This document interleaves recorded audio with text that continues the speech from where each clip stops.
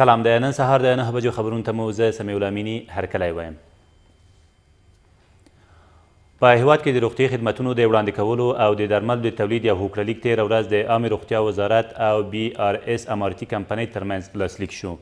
د یاد هوکړلیک له مخې به روغتیايي خدمتونه په ځانګړي ډول د وزیر محمد اکبر خان او شیخ زاید روغتونونو د ادارې او مدیریت په برخو کې برابر او د باکیفیته درملو د تولید یوه برخه هم جوړیږي چې په پیل کې به درمل په ابتدایي ډول وارد او له بسته‌بندۍ وروسته بازار ته وړاندې شي، خو په دویم مرحله کې د اسانتیاوې پراخیږي چې درمل به په بشپړ ډول په کابل کې تولید شي.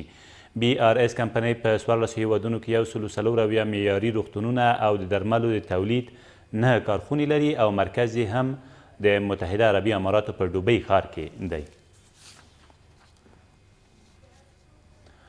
د افغان کډوالو په عمومي وضعیت د بحث په اړه د کډوالو عالي کمیسیون ناسته تېره ورځ په ارګ کې ترسره شوه. ښاغلي غني په دې ناسته کې وویل د افغان کډوالو په اړه باید یو څرګند تصویر موجود وي چې له مخې اساسي غوښتنو ته رسیدنه وشي. نوموړي همدغه زیاته کړه چې د اقتصاد وزارت دې له انجوګانو سره ښه همغږي رامنځته کړي چې له مخې راستنېدونکو ته لازمې اسانتیاوې برابرې شي. د ویل ده چې د همغړي څه باندې 6 میلیونه افغانان په کډوالۍ کې ژوند کوي. د لوګر په خوښۍ ولسوالۍ کې د افغان ځواکونو په عملیاتو کې 15 طالبان ووژل شول. په دې هوایي او ځمکنیو عملیاتو کې چې تېره ورځ په سلیمان خیل او ګل محمد خیلو سیمو کې د طالبانو پر یو مرکز ترسره شوي د دې ډلې یو شمېر نور غړي هم ټپیان شوي دي. د لوګر د امنیه قمندانۍ ویان شاپور احمدزی وایي په دې لړ کې د یادې ډلې یو شمېر وسلې او 2 موټرسایکله هم د افغان ځواکونو لاسته ورغلي دي. د کونړ د نورګل ولسوالۍ د مزار درې سیمې پر 560 بې ځایه شویو کورنیو د یوې اندازې خوراکي او غیر خوراکي توکو مرسته تېره ورځ پیل شوه.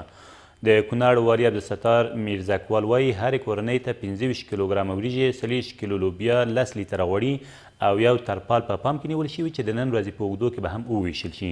ویل کېږي دا کورنۍ د نورګل ولسوالۍ د مزار درې اوسیدونکي دي او هلته د داعش پر ضد د افغان او بهرنیو ځواکونو د عملیاتو له امله د خپلو مینو پرېښودو ته اړې شوي او د همګړۍ په مرکز اساس آباد کې شپې او ورځې تېروي.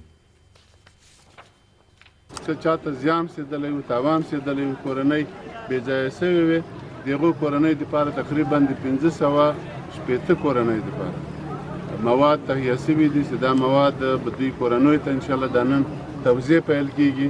تقریبا تعداد یې بیخي زیاته خلک ټول دلته راغلي دي، مراجعه یې کړې ده. دا به په نوبات یا نن او سبا پورې انشاءالله ټولو کورنیو ته ورسیږي. او یوه 4 کسیزه ډله د ترهګریزو کړنو د ترسره کولو په تور په کندهار کې ونیول شوه.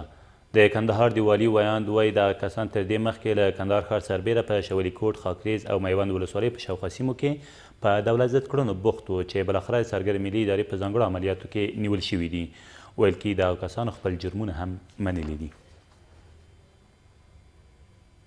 دا تر دې مهاله وروستي خبرونه، تر بیا مو الله مل.